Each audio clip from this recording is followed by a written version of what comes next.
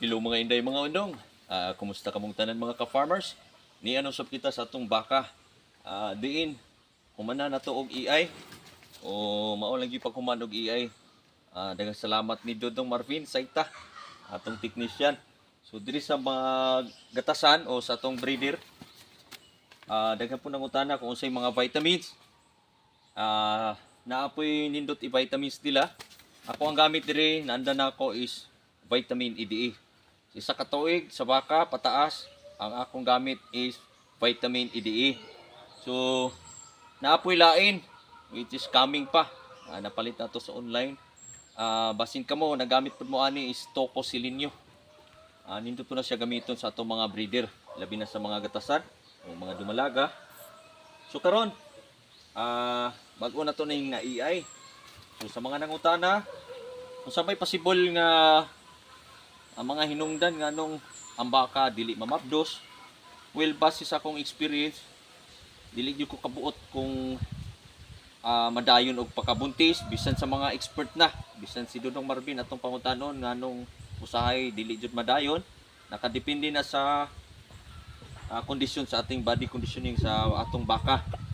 So para sa kuha, kung mamabdos na pud sila, kintahay isa ka buwan na ilang pagmabdos, unsay mga possible nga angay pud natong likayan.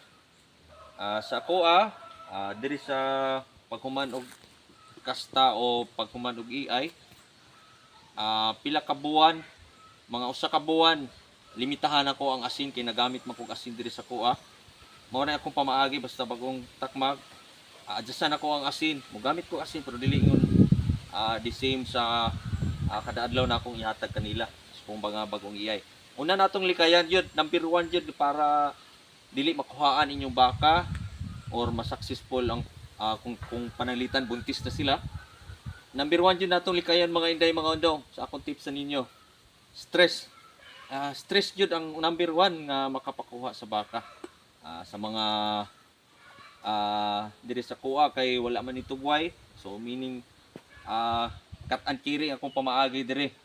Sa mga nangutana pod, naapoy nabasahan ako nga sa pagkaon. Wala ko'y base sa akong experience, tanan man pwede siguro ipakaon. Dito diri sa kuha kay usually pakaon ako is napir grass.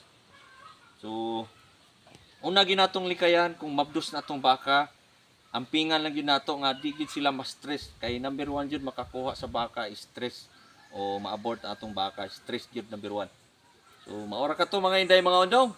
Og happy farming mga inday mga undong.